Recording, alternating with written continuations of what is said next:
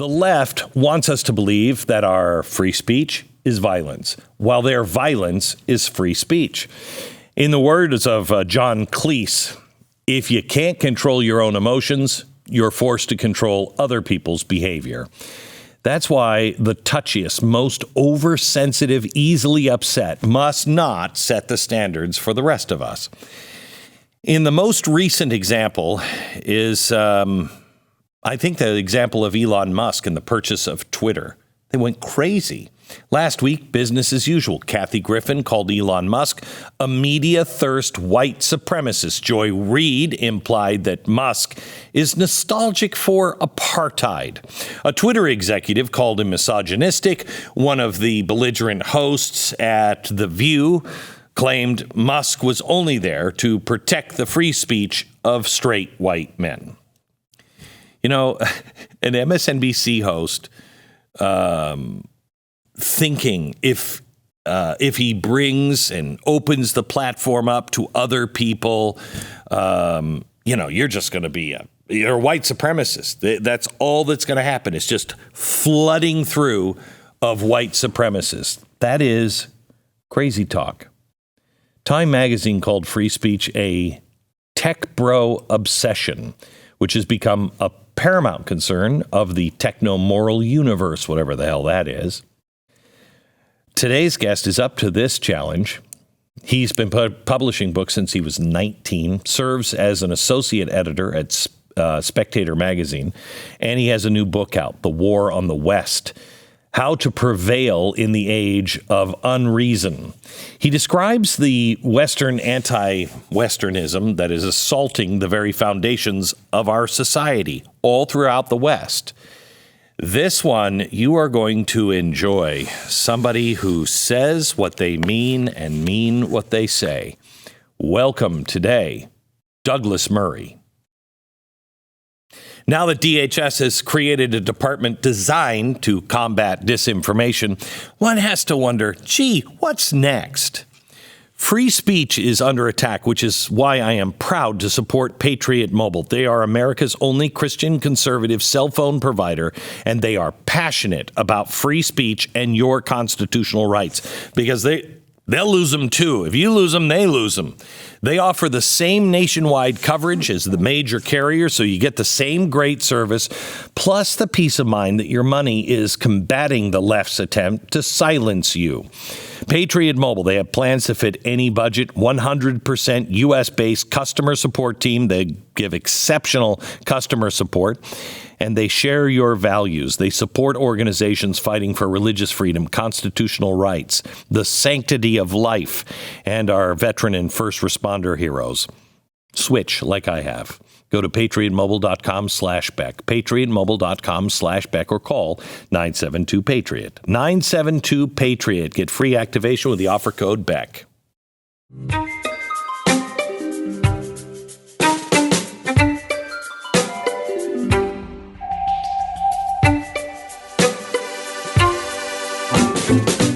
Douglas, welcome. Great pleasure. Great pleasure Good to have you actually in studio. Thank you for flying across the ocean. It's a great pleasure. Yeah. I'm thrilled to see you in person. Last time I know we had to do this virtually. So. Yeah. Your book, The War on the West, it couldn't come at a better time. And I think we're pretty much on the same page on what's happening. Let me start with the news of the week, which is Roe versus Wade here in America. Big. This is a huge cultural shift. Sure. The Supreme Court is basically saying states have to decide. We can't decide this. It's not in the Constitution. So legislatures get to decide. People are making this into, a war on women, etc. I personally think just from the response, it was leaked, which has never happened before. Unbelievable. Kind of the tactic that the left likes to use. And then these spontaneous groups started appearing, all shouting nothing about rights, women's rights, but pack the court, which is, once that happens in a society, you lose it. I think this is the beginning of a war on the streets with the left. How do you read this? Well, I hope not, obviously. I mean, one of the things, the observations I'd make is that it does accentuate something which has been growing in America in particular in recent years, which is a total divide over the nature of institutions. I think this is deadly for a country, I have to say. The point of institutions is that they are something that you agree upon, you know? Right. That people agree on the results of elections, agree on Supreme Court decisions. You know, they might differ, but they recognize the authority of the Supreme Court. There was a time you might say that about almost every institution in American public life, as in any other Western country. And now I just think that almost nobody seems to have trust in the institutions, and you can pick and choose on occasion. But essentially, you know, there's just it's very hard to think of an institution in American public life which everyone agrees upon. Oh, I don't think there is anymore. And I've seen a huge change even in me. I never thought I would question the Justice Department or the FBI. Right. I don't trust them at all. That's a really interesting development that I see on the American right. I mean, obviously, I was born in Britain, and I live in America now. But in Britain, if you said, you know, you don't have trust in, say, MI5, MI6, GCHQ, any of the departments of government, the courts, the election processes, Parliament, etc. If you went through all of that, then you would say, well, that's not a conservative. Right. You know, a conservative must have faith in some of these institutions.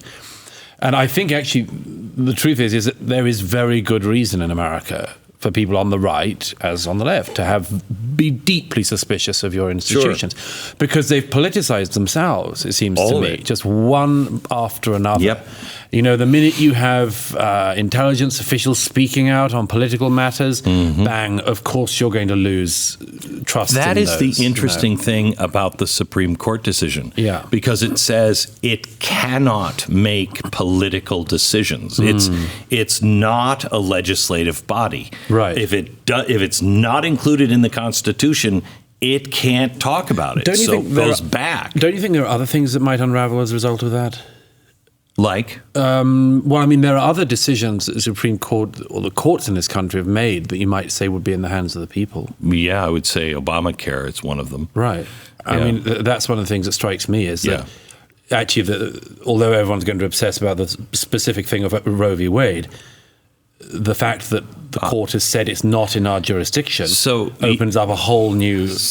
So what the left is planning on doing, I guess, is to at least get rid of the filibuster to pass a nationwide abortion policy, which the Supreme Court says can be done. But it would fall into what's called the Commerce Clause, which, if you know anything about that at all, that was an FDR switch, you know, that then put the federal government in all of our lives where it wasn't before that. And there is speculation that a few of the justices would like a second bite at that apple. We seemingly are reverting back to more of federalism, according to the court. That is a good thing. That's a healthy thing, I think. But what about the way in which, I mean, specific justices are now going to be? I mean, I would fear for some of the justices. You mean safety? I would, yeah. Yeah. I mean, if they're not the most protected people in Washington, they should be. I mean, several of them are going to be among the most hated people to a significant chunk of the country.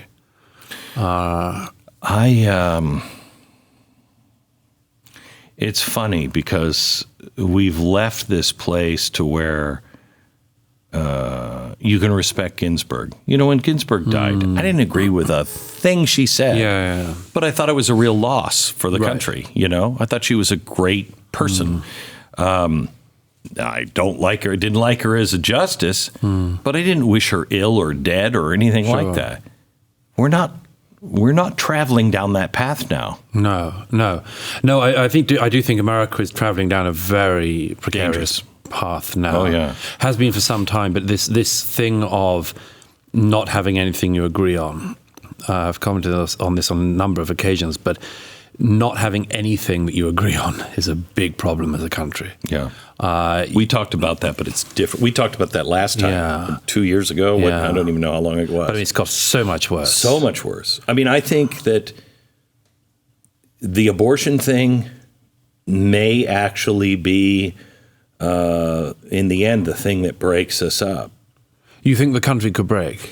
Not because of abortion per se, the way it is, but because I think you're going to see extremists on the left, where they're talking about aborting babies 30 days after birth. They're already talking about that in California, that they're using tax dollars to fly people in for an abortion industry.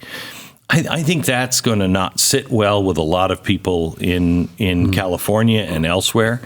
And if they push for packing the Supreme Court, if they look like they're going to get away with that, if they look like they're going to get rid of the filibuster, I think the lines are drawn. Mightn't the country just sort of continue going the way it is, where people move to the places where it's more in line with their values, and you just see this red-blue divide just increase? I would hope, but I don't. You think that's a positive? Well, I mean, better than war. Sure. Better than war. But it feels to me like the few years before, I think, the Civil War. Abraham Lincoln was said to, he didn't care about the slaves. He cared deeply about slavery. I mean, John Quincy Adams, taught him how to destroy slavery when he was in Congress. And John Quincy Adams had been fighting it his whole life. Right. So he cared. But when he first took office, in his first inaugural address, he said, I can't do anything. The president doesn't have the power to do it. But once the South went off the deep end, then that changed things. Right. And I don't know. I just think there's a lot of people right now on the right who are like, look, I don't want war. I don't want fight with a neighbor. I'm tired of this. I just want this done. But if the left continues the onslaught of taking on our children and calling us terrorists if we say back up from our children. Yeah. If you start destroying the institutions more than they already are and you just change all the rules, I don't know, people are going to sit around. I wish there was a way to build them back up. I mean, that would be the obvious conservative solution, would be to try to build up the institutions again. But I think it's very, very hard. That's what the court did. The court is correcting a mistake. And they made I don't know if you read the case, but they made a very cogent argument that this is not about politics. This isn't even about abortion. This is about our role. And we shouldn't be in politics. Yeah, well, as I say, all I feel is, strap yourself in. This is going to be a hell of a ride. Oh, yeah, it is. I mean, we've been through very long years in the last few years, and I think they're going to get longer and noisier for sure. So let's talk a little bit about the war, because I think I've been trying to say to people lately, things have changed, and you're not at a shooting war, thank God, but we are at war for the survival of the West. Yes, I think so. Right. I think very clearly, and there's no greater demonstration of that than what I describe as a war on Western history. The countries, societies, cultures hold together around the stories that they tell. And sometimes those stories are slightly, exaggerated, and sometimes they're not. Often they're absolutely, a fair representation of what has happened. But you have to have a shared story. You can't have totally different narratives about how you got to where you are. And in America, even worse than any other country in the West, and this is a solely Western problem, and you don't see this anywhere else in the world. In America in particular, there is a deep, deep war going on over the nature of your past. And it's terrifying to watch, because if you don't agree on that, there's nothing left. There's nothing left you can agree on the moment. You can't. What are you going to rally around in 2022 if you don't agree on anything that happened right up till now? And obviously, we all saw this in recent years. There was the summer of 2020 and the pulling down of statues. But then two things I noticed. One was that was just a sort of hardcore version of something that had already been happening, the rewriting of American history through the 1619 Project and other things. That had been going on for quite a long time. Suddenly sped up. Suddenly went right to the heart of everything in America. People said, well, they're just coming for the Southern generals. And then it was like the Founding Fathers in no time at all. Then it was, that CNN reporter said before the Mount Rushmore speech of Donald Trump said the president's going to be standing in front of slave owners on stolen land. You think, wow, if you think that, you're not what America. What do you have in America? What do you have? And by this stage, something else has happened, which is the preemptive cleansing of American history. This isn't just about mob sort of attacks on statues in weird, wacko places like Portland. It's the statue of Thomas Jefferson being pulled down, crated up, and wheeled out the back door of the City State Chamber in New York. And one of the council members saying, Thomas Jefferson doesn't represent our values. And when you have the New York Council taking Thomas Jefferson down, you don't need the mob anymore. They're doing that for the mob, and we've seen that with statues of Abraham Lincoln. We've seen statues of Lincoln pulled down by mobs in this country, but we've also seen them taken away by officials, by the local authorities in Boston.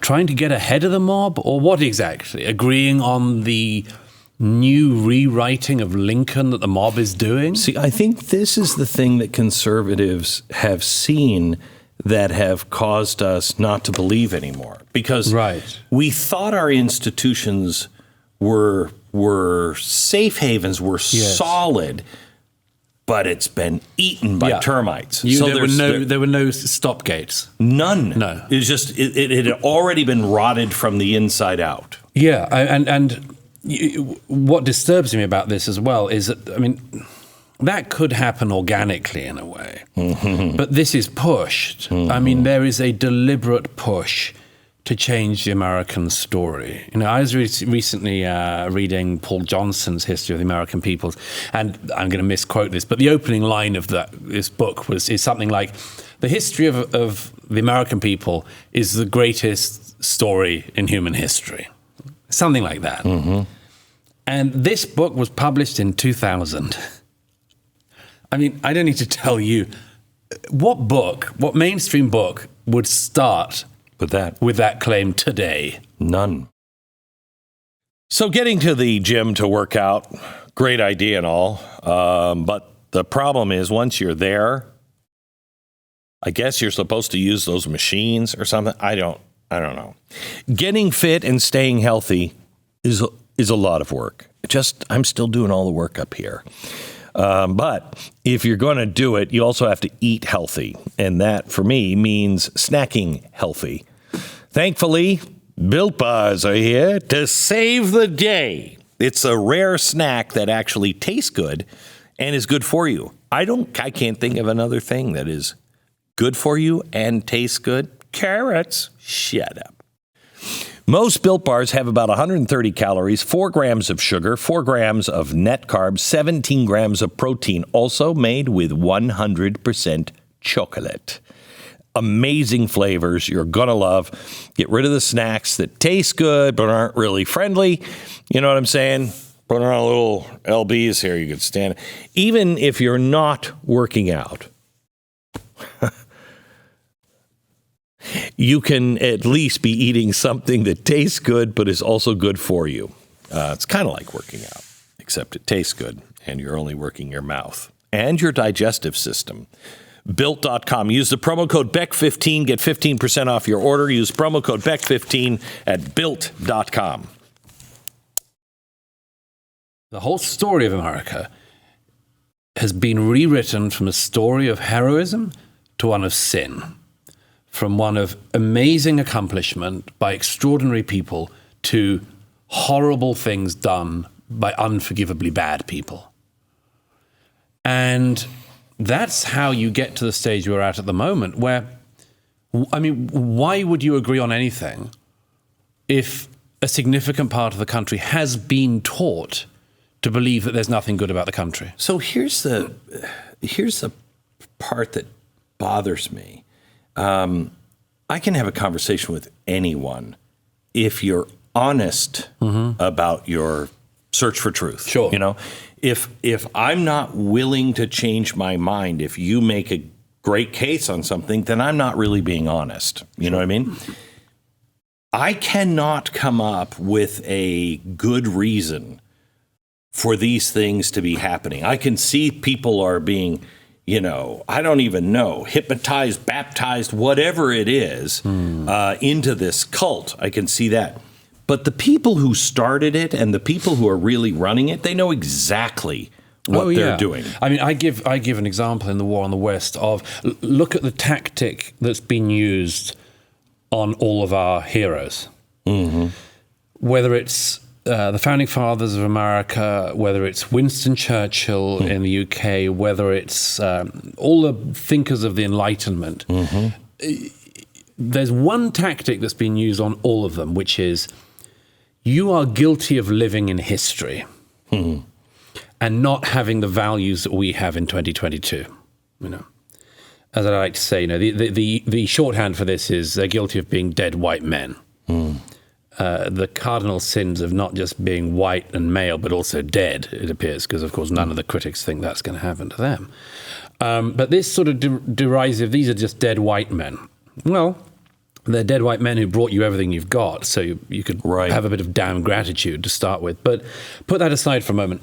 All these figures have been attacked in exactly the same way. Winston Churchill held Victorian attitudes about certain subjects. Surprise, surprise. He was born in Victorian England. Right. You know? Yeah. Maybe should have had progressive 2020s attitudes about a range of things and gay marriage and all that. But, you know, amazingly enough, he didn't. So the same thing is done against Jefferson. Same thing is done against Lincoln. Same thing is done against all the philosophers of the Enlightenment, who every single one of them has now been torn down, actually literally in a number of their cases. Voltaire's statues pulled down in Paris. David Hume's name taken off the buildings named after him in Scotland. These people who brought us the ideas of reason and rationalism now stand condemned all for the same things. They lived at a time when slavery went on. They lived at a time when colonialism went on. And the best for the people who come after them is they said something racist once. So these are the three tools used against everyone in our past. And I say at one point in the War on the West, okay, let's look at who this is not done to. Let's look at the figures that they skip over. Yep. So I had great joy in going through the private and public writings of Karl Marx. Karl Marx, by the standards of today and by the standards of his own day, was unbelievably racist. He repeatedly uses the N-word in his private correspondence to Engels, usually hyphenated with Jew, because, of course, he's also very anti-Semitic. Has horrible views on slavery, horrible views on colonialism. By the standards that the left has applied to every single one of our heroes, Karl Marx should be toast. Correct. Right. Why not? Why isn't he? I do believe that one of the reasons is that this isn't the only explanation for what's going on, but it's one of them. There are people who want to make sure that we are robbed of everything in our past except that strain so that they can say, here is Marxism. That's what's left standing. There is no other explanation as to why they have skipped over Karl Marx. And since the War on the West came out and the serializations and things, and a number of people wrote about this because they didn't know about Marxist racism, I mean, one person wrote saying what Marx said and what Douglas says in his book, I can't repeat in this paper. It's quite true. It's horrible, horrible stuff. Since that came out, some of the Marxists have come out and attacked me on this, and they've said things like, well, there's two arguments they've been using. One is, that's unfair. He was a man of his time. Yes. Well, okay. Like everyone else. Right. Like Thomas Jefferson. Like Winston Churchill. Like Winston Churchill, man of his time. The second thing they say is, well, we look to him for his views on economics, not for his personal views. This is the excuse with Margaret Sanger. Right. Margaret Sanger, a horrible racist. Right. But, she was right about women and women's reproductive rights. So it seems to me they're trying, that a group of the people who are the anti-Westernists of our day, and I can't stress this enough, this is Western anti-Westernism. There's Middle Eastern anti-Westernism, there's Chinese anti-Westernism, but the most crucial and serious one is Western anti-Westernism, is, as you say, the termites eating out the whole structure around us. And one of those strands is definitely people who want to say, at the end of all this, only one strain of thought left standing. Some of the people I quote in the book, prominent figures, actually say things like, the Enlightenment is the problem. Reason is the problem. Rationalism is the problem. Same thing. And again, this is not fringe stuff. Randy Weingarten of the American Teaching Union, testing is the problem. That it's gone all the way through. Everything is a problem except for a few things that they want to leave standing. And I think this has to be called out and identified because we are being fed a total crock on this, a total lie. And they don't have the right to do this. A crippling lie just the lie that you can't make it, that you shouldn't take risks, that everybody gets a trophy, all of that stuff that started long ago, that's going to cripple the free market. Oh, for sure. But no one will take risks. Well, they don't mind that, by the way. I should tell you, there's a bit in here I write about the 1619 Project bit on capitalism. Now, I don't know, there wasn't enough attention paid to this, but part of the critique of the 1619 Project was a critique of capitalism itself. Now, again, what do you think the accusations that they make against capitalism are? They are, unsurprisingly, that capitalism is derived from slavery, colonialism, and much more. And the claim that they make is that as a result, capitalism itself is, from its origins, a racist thing. Okay, so this is what the 1619 Project's genius, a sociologist called Matthew Desmond, said. The headline of his piece was, in order to understand the brutality of American capitalism, you have to start on the plantation.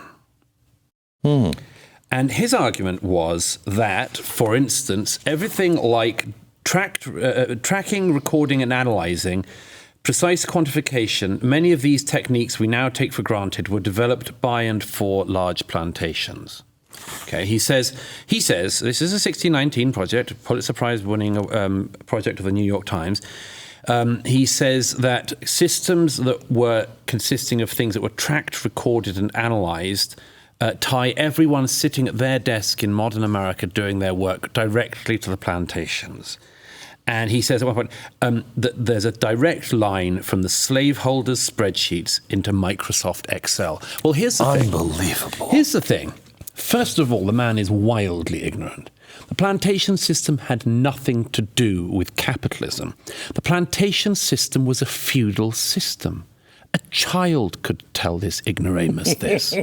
A child could look at these two systems and recognize there is no similarity. So why do they do it? Why is part of the hit job of the 1619 Project to commission a drive-by shooting by an ignoramus against Western capitalism, intending to draw a line from the slave plantations to Western capitalism? Destroy it. Because they want to destroy Western capitalism like everything else.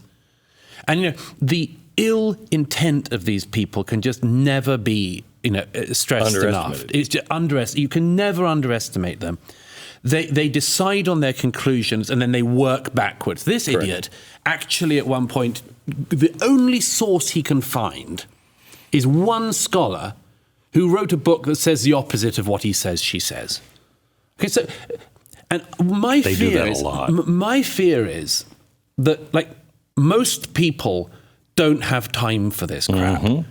Like, we're trying to get on with our lives. People are trying to build their families. They're trying to pay the mortgage. They're trying to put food on the table and much more. And when somebody comes at them, let alone like prominent figures and let alone prominent politicians who are meant to be safeguarding your legacy as a country, when they come at you and say, you know, when you sit down and do your work, you're actually basically part of the same thing as the plantations. I know most people don't know what to say. That I didn't know that. It's likely to be, or you turn off or something. When somebody says, you know, Thomas Jefferson was just a slave owner, like most people, like, I don't know. I was told there was more to him than that. But they'll turn off, or they'll. I don't need to tell you, Glenn, people need to be armed to know how to fight back against this. They need to know what the arguments are. They need to know the specifics. But more importantly, they need to see this underlying trend that is going on. You know, no other culture is doing this to itself. Nobody else. You know, like every other culture on earth wants to think well of itself. And I believe that most people in America do. Most people in the West do. But we've been kind of submerged under this just slurry that has come flooding across everything that we were told, that we knew and that we loved. They've just polluted the whole darn thing. And I think we have to be able to take it back. We have to say, you won't do that to our heroes. You know, it's a very common thing in cultural revolutions for this to happen.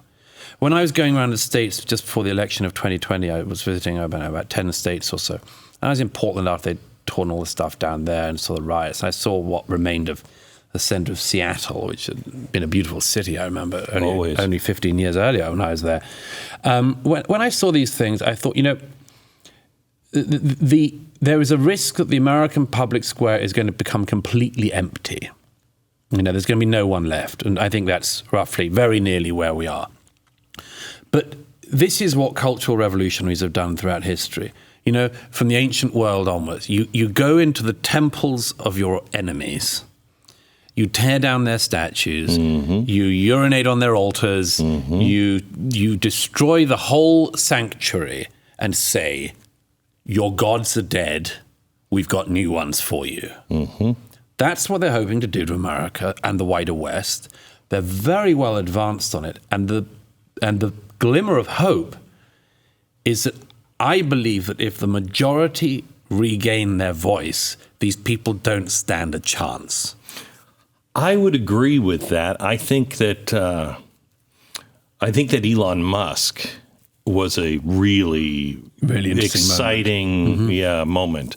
You know, between him and DeSantis in Florida, these are guys that have grown their strength out of weakness. Yes, and they are they're moving in ways. And Musk is interesting because he's not your typical conservative. No, he's not a libertarian like Silicon Valley guy. Right, I mean, right. How he's become like a leader of the far right, I don't know. MSNBC, by the way, yesterday did a hit job on him. One of their idiot presenters said Elon Musk, not only is he going to unleash the far right, but they also described him as not especially intelligent. I mean, have some darn humility.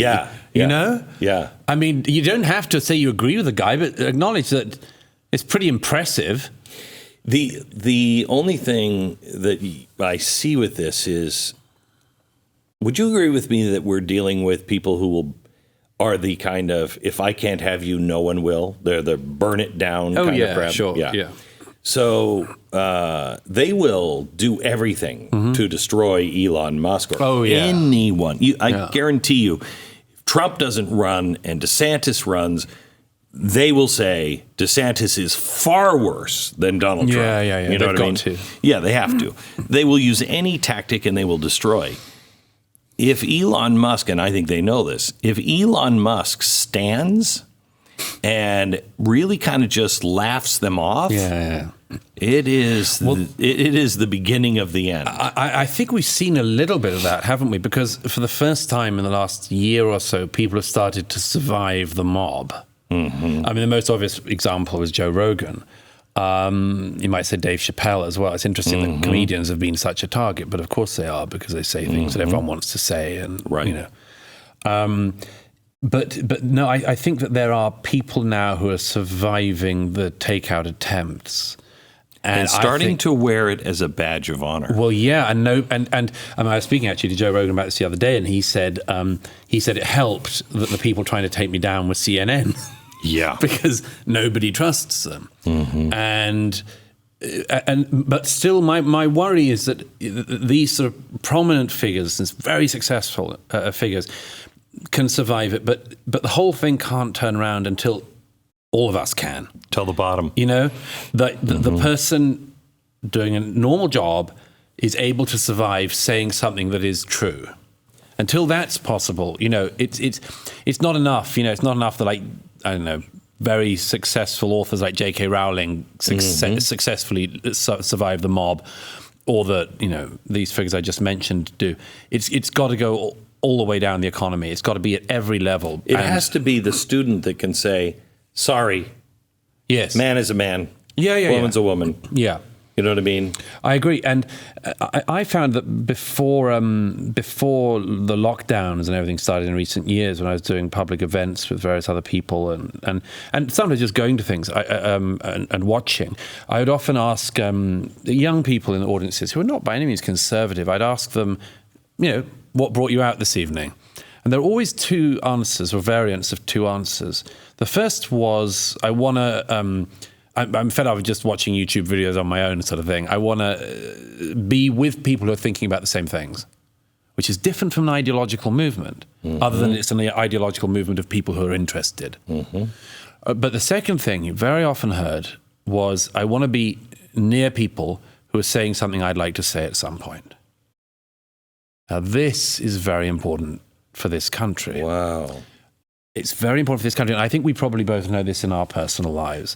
If there's something that's on the sort of, you know, the edge of your brain, you're thinking, I know, I mean, I can see that's true, but I don't want to be the first one. I don't want to be the first one. And if somebody else jumps in with their boots, you know, into it, you immediately think, oh, okay, that's easier. And sometimes, as you know, the disappointing thing is it's got to be you that's the first one to jump. I don't need to tell you. But I think that we all know in our lives that is actually the case.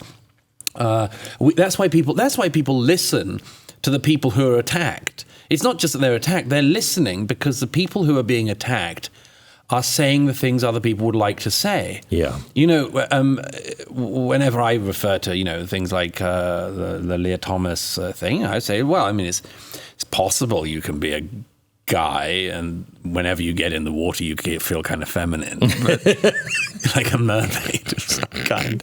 I don't really. I'm not sure it holds biologically or anything like that. Yeah. You know, and I know that whenever I say that, a number of people are going to think, I can say something like that. Yeah.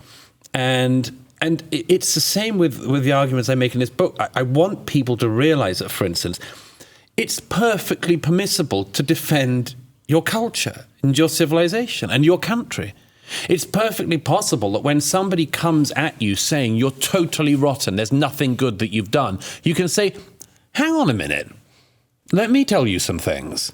I mean, you know, I mentioned in the book, because I jump over some of the really, you know, hot button ones that we've had in recent times, you know, the issues of slavery, colonialism, and racism.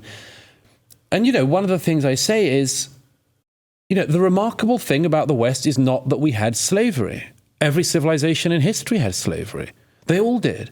The remarkable thing about the West is that we got rid of it. You know, there are 40 million slaves in the world today, estimated. I've met some on my travels.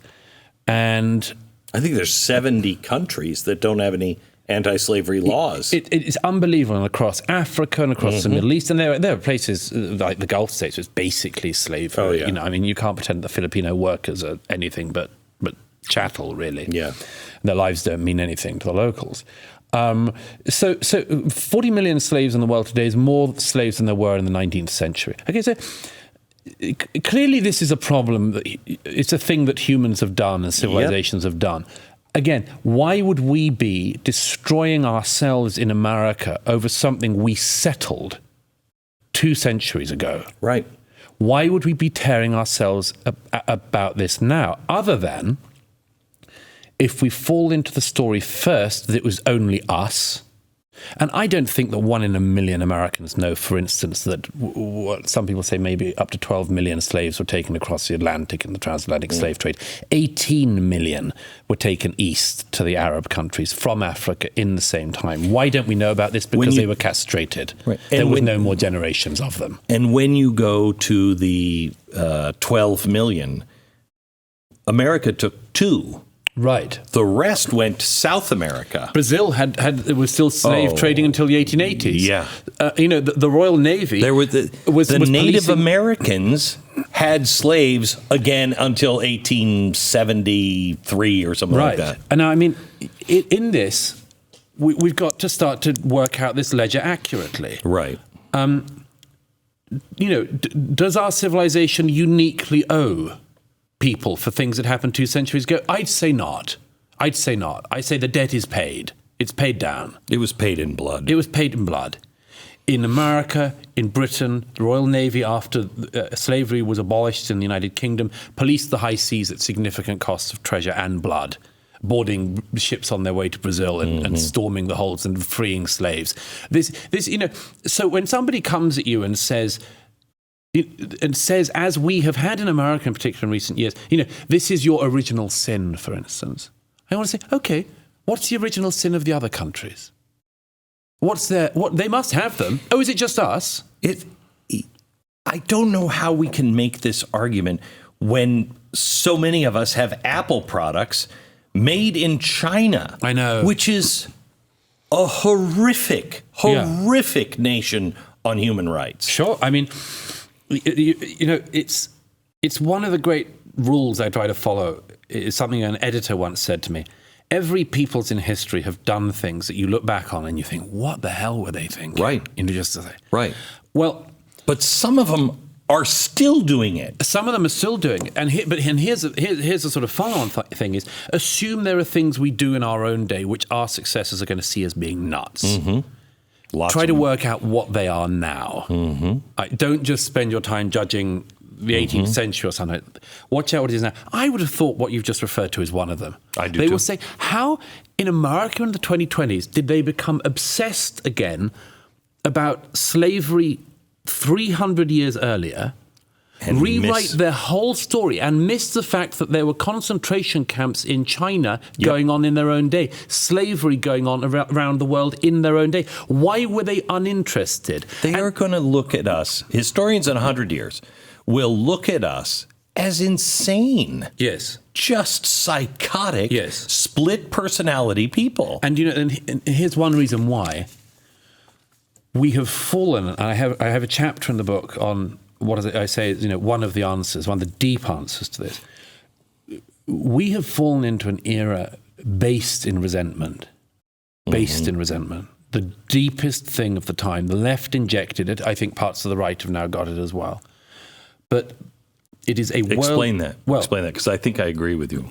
Because you can have a worldview based entirely on what you haven't got, what other people have got at your expense. Mm-hmm. And by the way, this crosses all races, all cultures, all classes, all socioeconomic structures. We all know people who don't have very much at all in terms of money, who are the most grateful and kind and charitable people you could come across. And I'm sure we've all met people as well who seem very wealthy, who are just run through with bitterness and resentment, things that people did to them, things that they should have got and they didn't. So this is nothing to do with class. I think it's a human instinct, resentment. And the problem with resentment, once it brews, is that there is no end to it because you go searching for it. Nietzsche says at one point, there is a type of person who tears at wounds long since healed and then cries about the pain that they suffer. Recognize the type? Yeah. Recognize the type all over America today. I've been having this row in the last few days since the war in the West came out about the reparations thing. A number of people who've been coming at me on social media. Of course, I don't say coming. I don't care. I mean, it's interesting to me. It doesn't bother me. But people saying, we're coming for our checks. We're coming for the money because of what happened to us. I said, who is us? Who is us? You talk about people you never knew, and you demand money on their behalf. I want my stuff. I want my stuff is the cry of resentful people across history. I'm owed stuff. Now, the thing is that, and again, this is what Nietzsche says, is that these people have to have one answer that you can say back at them, which nobody wants to hear. The answer you can say back at them is there is a person who's kept you back. There is a person who's destroyed your life. You are the one. The problem is that nobody wants to hear that. That used to be the thing that brought people here. You know, the rest of the world, you were kept down by guilds and everything else.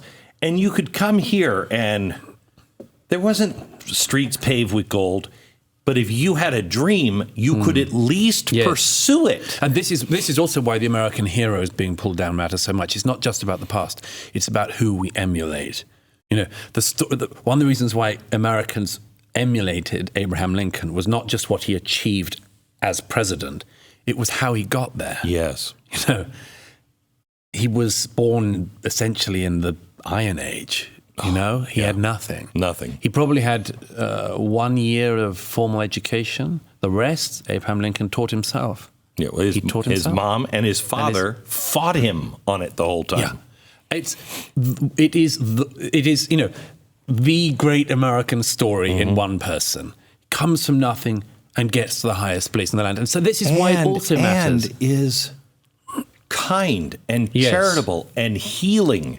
Absolutely. In the end, he was killed by Booth because Booth was crazy about, with malice toward none, charity towards all. No, you got to be mad and come down and get us, because then we'll kick your butt again. So this is the thing. He's not just a great president or something like that. He's a great role model, and a kind of martyr of America. That's why you can't take him out. Otherwise, you take out America. That's what they know. That's what the cultural revolutionaries know.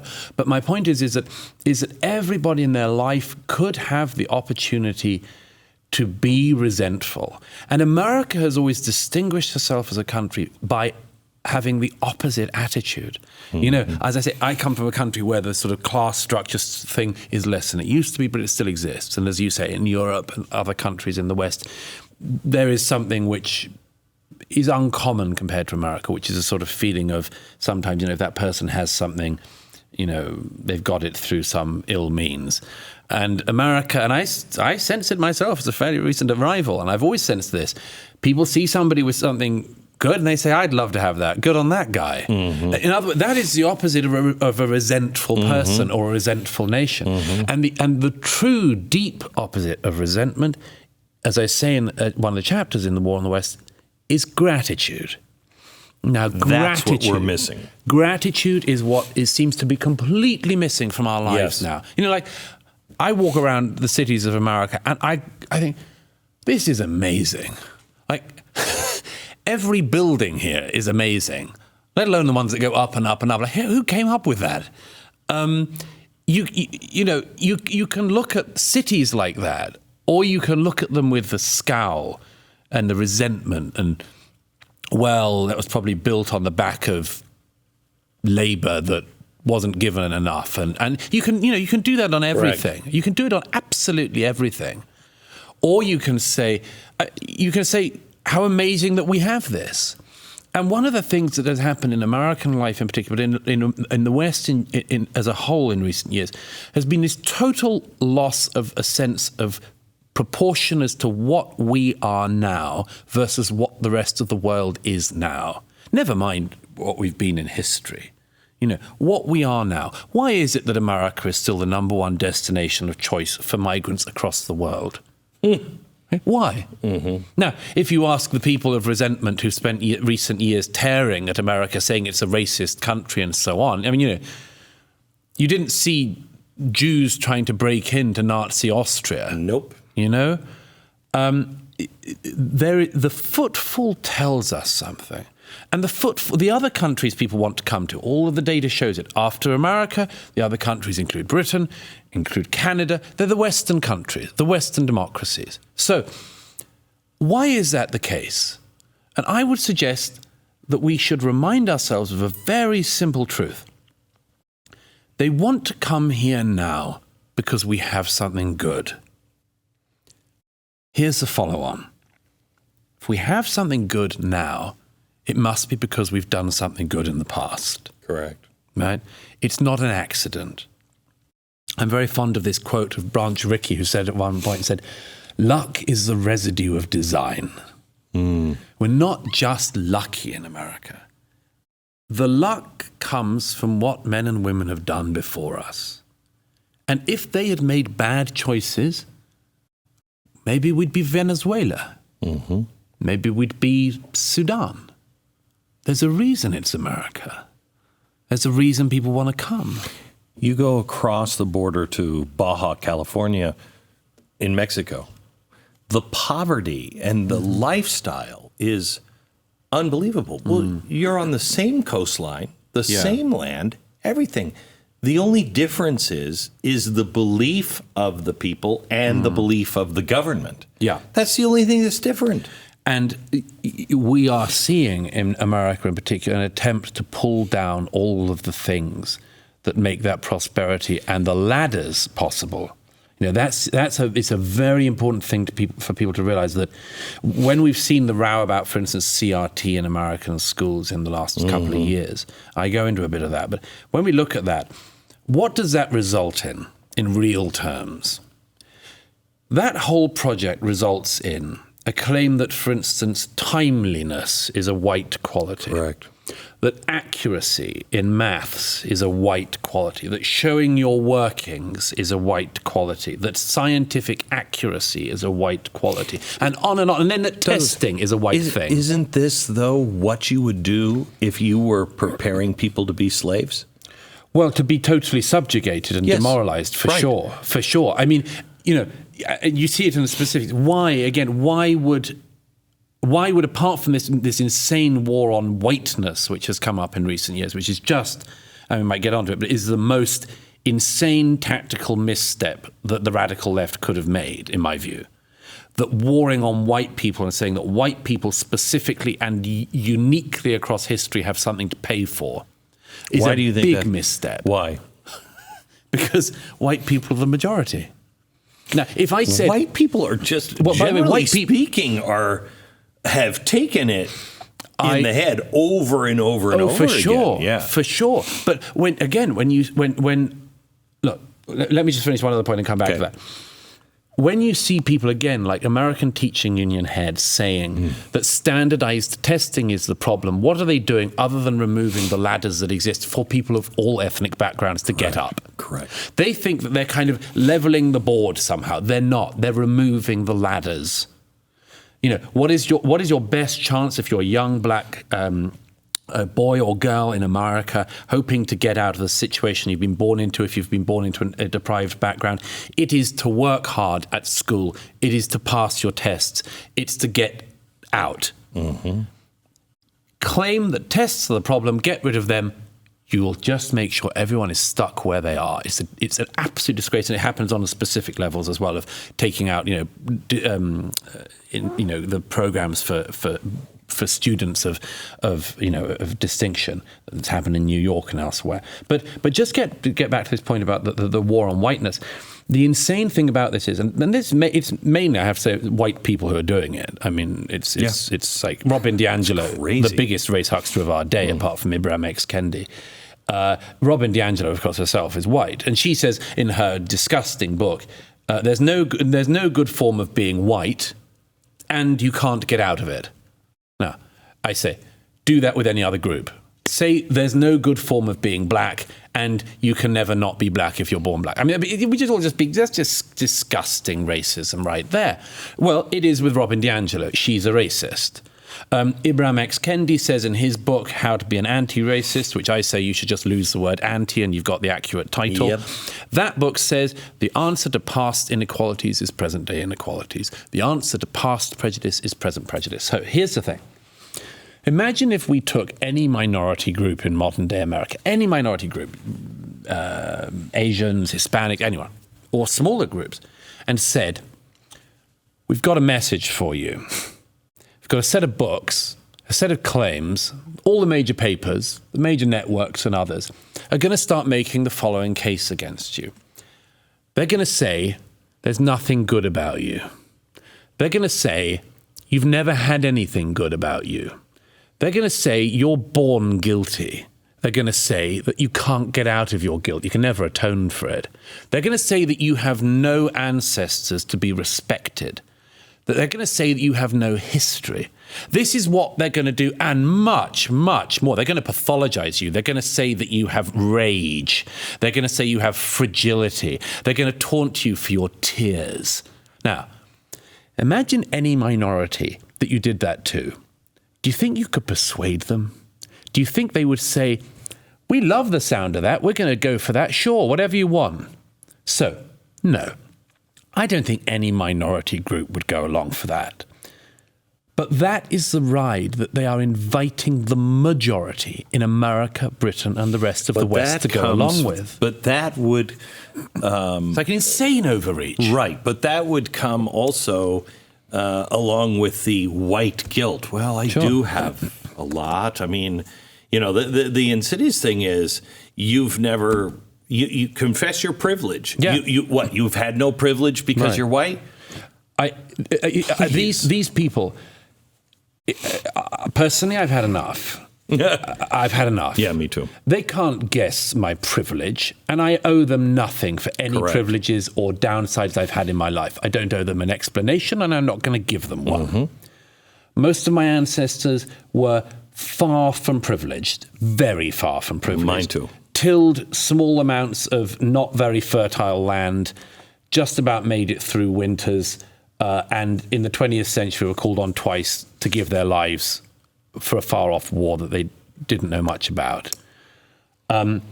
That was the story of most of our ancestors, of people who were white. Mm-hmm. They weren't privileged. And we're not. And so we've just got to say we're not having that. When you try to pathologize us and say we suffer from white rage or white fragility or anything else, say absolutely not having it.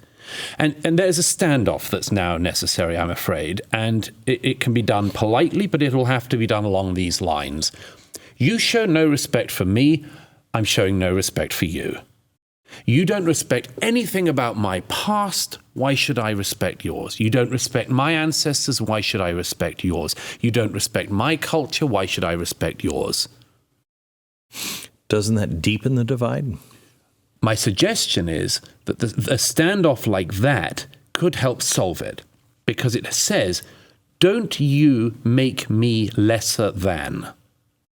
I'm not going to make you lesser than. You know, I don't think I'm better than anyone else because of the color of my skin. It's a ridiculous idea. I'm like, you have to be crazy to think that. It's like saying I'm better than you because I'm a man. I mean, it's like, I'm 5'10". But somebody else isn't better than me because of their skin color either. It's a totally unimportant thing. But if it's unimportant, you cannot weaponize it against one group. And I think that people have to be told to step back from this. We have to make the race hucksters like DiAngelo and Kendi, we have to make them be held to account for what they've done. These people have re-racialized American society. When they come along talking of reparations now for things done centuries ago, they are dividing American society anew. And what do they think the reparations would look like in the 21st century? How would you even... Okay, I'm white, but my family didn't come over until 1880. Right. So did Do I have to pay the reparations? What? How do we work it out among people who are descended from slaves and slavers? Yeah. I mean, don't let's forget that the people who were responsible for the origin of the slave trade were black Africans selling their brothers and sisters. As Voltaire says, the only thing worse than what the Europeans did to the Africans was what the Africans did to their brother Africans. So are we going to work out who's descended from who? Are we going to set up a great big DNA database? In a country that isn't wild about the idea of even showing your basic voter ID when you go to the polls, I don't know how that one's going to work. Mm-hmm. So these people don't really mean it. I don't think they really mean it. I think they want to tear at wounds, reopen them, and claim victimhood. And we have to say, not that's an interesting discussion, or I wonder how we could do that, but no, we've paid. It's settled. Move on. Somebody said to me today, if a car crashed into you and you could never get hold of your insurance company or any others, anyone else's, wouldn't you feel that you were owed? I said, sure, if that happened to me. But if it happened to one of my ancestors centuries ago, I'd kind of think, well, I'm going to get on with my life. Yeah. I think that's one of those things that what you just said, no, is one of those things that you were talking about at the beginning that I thought, I can say that. I can say that. Yeah. Hearing you so clear on that. I think there's a lot of people that don't. I mean, we do a lot of heavy lifting, you more probably than me, but we do a lot of mental heavy lifting.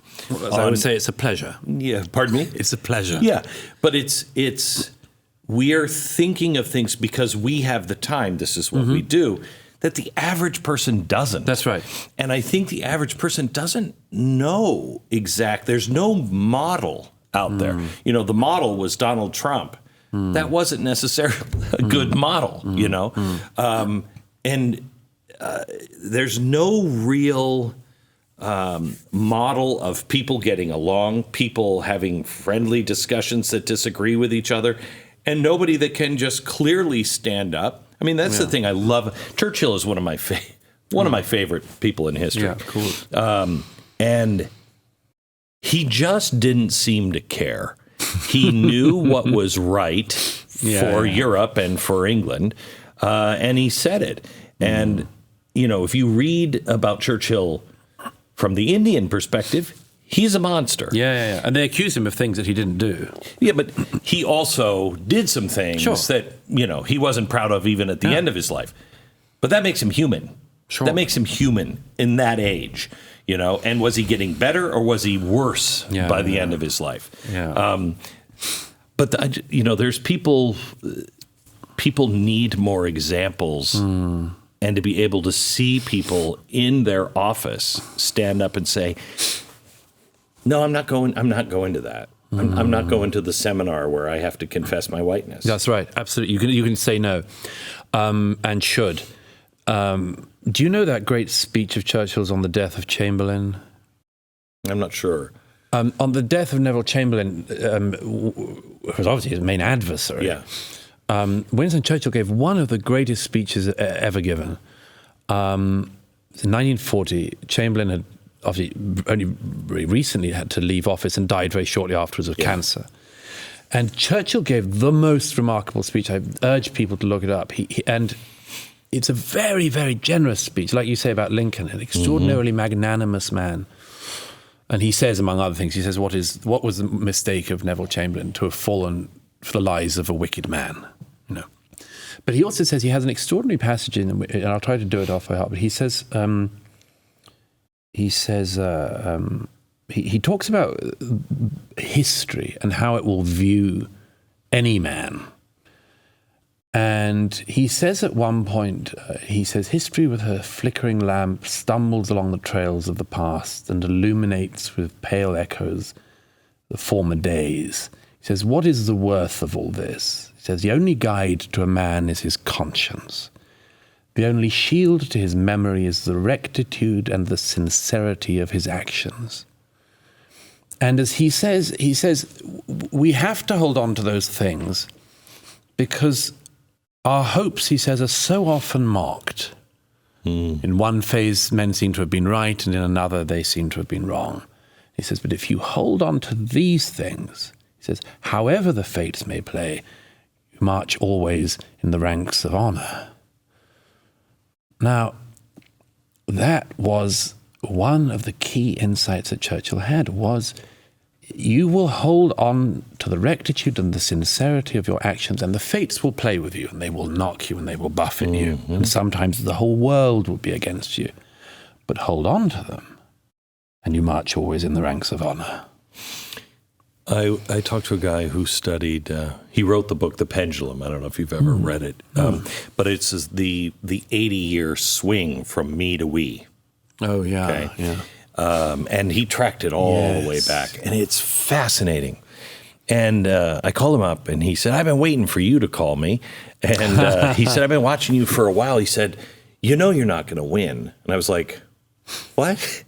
And he said, no. He said, there's lots of people like you out there. I think you're one of them, that we are marching at a time against the main feeling and movement, and it will be recognized later as the right thing. But these people all throughout history that are marching to the drum of honor and integrity. Yes, it's possible. I mean, I never really think of winning or losing because I just think you do what you think is right. And exactly. It's just sort of, well, maybe it'll come right in my own time. Maybe it won't. I hope. I know what I hope, but I don't rely on it.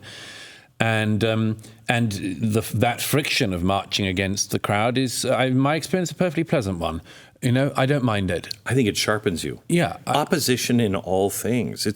Yes, who would want really to be going along with lockstep with everything you were told? No. And I hope that young people in particular watching realize this, that they're being offered today a really banal list of things, a really banal list of things. They're being told that, the meaning of life is to be found in social activism and seeking social justice and confessing their privilege, and if they're white, kind of shrinking themselves and kind of, hoping they get through life without anyone noticing, and then dying and hoping that they didn't harm anyone.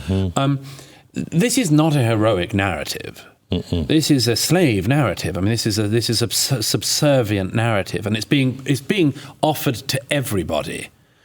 And it's being offered to the people who claim, who it's said can then present themselves as victims, and the people who it's alleged benefit from privilege. They are all being invited to follow a slave narrative, a specifically subservient form of life where you cringe your way through. That's why they attack people like Elon Musk, by the way. Because I think this is a guy who's simultaneously trying to work out how we have cars without fossil fuels and is also trying to work out how to get to Mars. That sounds like a pretty full agenda. They attack these people. They don't want people who actually dream big. They don't want people who do things big. They don't want that. They want the era to admire weak people. Was it Hank or Harry Reardon Steele from Atlas Shrugged? Did you? Yes. Go ahead. A long time since I read it. It's been a long time. That's why I can't remember his name. I think I have it right. But that was his main crime. Right. You're doing it on your own. You can't do it. Right. You cannot do it on your own. And you can't do it for your purposes. And we have to remind, particularly younger people, that this is a lie and that they are being offered a bad life. And I think they know it. I'm sure they can sense it, but they have to be reminded of it. So what is a good life in this? It is to dream bigger. It is to think bigger. It is not to be a slave with slave mentality and subservient mentality. It is whatever your racial background, to realize that if you're born in the West, you've been given already the biggest head start you could have in life. Don't throw it away. Don't piss it away. Make sure you make something of yourself. You've been given the best opportunity you can be given from the start. So don't waste it. Do something amazing. How are we perceived overseas? Are we the disease? Most people see America as, America used to be a net importer of bad ideas, and now it's a net exporter. See countries like France, no less a figure than the French president, has said we cannot allow this American cultural movement of, all the BLM and CRT stuff. But that's we can't happening. allow it to come into France. I've seen that happening over in England, sure. but it's not taking root. Well, no, I describe in The War on the West the way in which this is taking root in Britain, that it's come from America. The BLM movement, when it kicked off in the US, immediately was replayed in the UK. It doesn't fit. I mean, like, among other things, as I point out at the time, we have unarmed police officers. They, Right. we don't have even the specifics. So these very ugly attempts to sort of import it wholesale. I think English-speaking countries are particularly vulnerable to the American political exports and cultural exports. Other countries realize they've got to cut themselves off from it. And sadly, people in countries like Britain are also realizing that you can't import, you mustn't import, you must keep this away. You must keep the cultural revolution out of your country. We'll see if that works. I hope so. As for the rest of the world, well, I mean, one of the chapters in The War on the West, I give the example of what the rest of the world is doing whilst America is doing this. We spoke a bit earlier about China, but what a shot in our own feet we keep on doing. Take those early moments of the Biden administration when Secretary Blinken meets his opposite numbers and is berated by them for daring to question what the Chinese government is doing. And then look at that amazing self-own of America at the United Nations in March of last year. The new ambassador, the American ambassador to the United Nations, Linda Thomas Greenfield, gives a speech on International Racism Awareness Day at the UN, which is one of those very productive sessions. Of course, racism was, I think, ended after that day. And the American representative gives a speech saying that America is a racist society. She identifies the killing of George Floyd. She identifies the Spa massacre that had nothing to do with race as another example of racism. She says that America has had this from the foundations, that the foundations were founded in sin. She does all of this and then remembers at the end of the speech to say, and there's other forms of racism in the world, like the treatment of Rohingya Muslims in Myanmar and also the Uyghurs in China. Who's the next person up at the UN but the Chinese ambassador, who says, America has no right to lecture the Chinese people. And the representative says, the Chinese representative says, America has done something unique today. Their representative has come to the United Nations and confessed their guilt. So they have no right to tell the Chinese people anything. That's how the rest of the world views America. They view it as idiotic, self-punching, self-destructive, self-owning, self-destroying. And this is convenient for some of the rest of the world, It's very convenient for our opponents, our competitors, that we would spend this period in history doing this. Tell me about Russia and your view of, this just doesn't seem right. It doesn't sit right with me, this whole, seems to me like we are pushing for war. And I worry and I care for the Ukrainian people, but and maybe I'm just like the people were in the 1930s with Hitler. Let's hold on here. I don't want him in there. I don't want him crossing that border. But let's not get into a global war. Let's also, I agree. That's what has to be averted at all costs. And there is obviously a very big policy divide in America at the moment about this, of people who see this as an opportunity to further weaken the Kremlin, which is, in general, a desirable thing. I think the weaker the Kremlin, the better. But on the other hand, careful what you wish for, because we don't know what comes next. We don't know what comes next. The guy also has, we think, cancer. He's not long for the world. You think? Do you? He looks ill. Yeah. That's for sure. And he's had, I think they said 56 what they think are radiation treatments, and now he's going under the knife. There was this strange wobble he did the other Yeah. day somewhere. I mean, yeah, he's certainly finding it harder to hide whatever it is he Yeah. does have. But, you know, Russian history, even more than the history of most nations, is a reminder that everything can always be worse. Yes. What Yes. comes next isn't necessarily an improvement. Right. I mean, I don't know what would happen if there was actually a power struggle in Moscow, because you remember the Americans had a plan once of how to, if there was a coup in Pakistan, how to get the nukes out. Does anyone have a plan for how to secure the nuclear sites if Russia falls apart? I don't know. But one thing I would say, though, is we do have to be very careful not to be distracted from the much more important 21st century challenger, which is China. I see no scenario in which the Russian economy overtakes the American economy in our lifetimes. It's like saying, you know, that the Greek economy might become the number one world economy. Well, but there is, of course, as you know, China. That's another story. That's a real competitor. I'm concerned that we would take our eye off the ball and we're at war on the streets here, then at war in Europe with Russia. You know, Japan is about to collapse on itself economically. What would stop China from just taking Taiwan, and then it's over? Then it's just, they've got it all. Well, this, you know, I'm sure you've thought, like I have in recent years quite often, like, is this the moment when people kind of realize what we have is quite good here and change tack? And I wondered that at the beginning of the coronavirus here. I sort of wondered if we would, you know, sort of jog us. I wondered that at the beginning of the Ukraine invasion.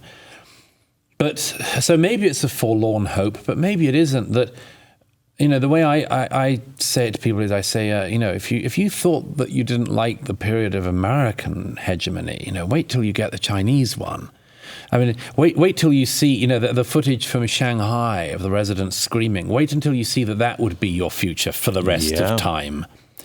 If you're concerned about what I would describe as last stage human rights acquisitions, like last bits of human rights acquisitions, not equal rights under the law or anything like that, but like the last little bits of it. If you think that those last bits not going precisely your way are the worst thing ever, wait till the Chinese Communist Party has dominance. They will be fascinated to hear your human rights complaints. Really interested. Yeah. It is a pleasure talking to you. Well, likewise. Douglas. Thank you for your book. Thank you for standing at the gate and ringing the bell. Well, as I say, it's a pleasure, but I also think it's a duty. Optimistic, pessimistic, neutral. It depends what subject. But survival of the Americas, of America, and survival of the West. Long-term optimistic, short-term pessimistic. Long-term optimistic because, as I said, I don't believe you can, in the end, subjugate a majority. And the one thing I would add to that is, let's not think that there's going to be any one person who leads us out of this. The job is up to us, every single one of us. It's, you know, who is it that, you know, there were these academics cooking up this stupid CRT rubbish in recent years, coming up with this theory that, you know, reminds me of the old joke about the French, you know, this works in practice, but can we make it work in theory? They work at this theory, and it's intersectionality, and it's such BS, as anyone who looks at it knows. But they're working at this theory, and then they like try to roll it out on the American public, and its first meeting with the American public as a whole, parents, is a disaster. Disaster. Like, you're telling my kid that because of their skin color, they're less than another kid? Well, that was working well as a theory when they were working away in Berkeley. But when that theory met American moms... Correct. Different stories. So, as I say, short term, there's going to be a lot of trouble. Long term, there's no way we can't win. No way. Gosh, from your mouth to God's ears. Thank you. Appreciate it, Douglas. It's a pleasure.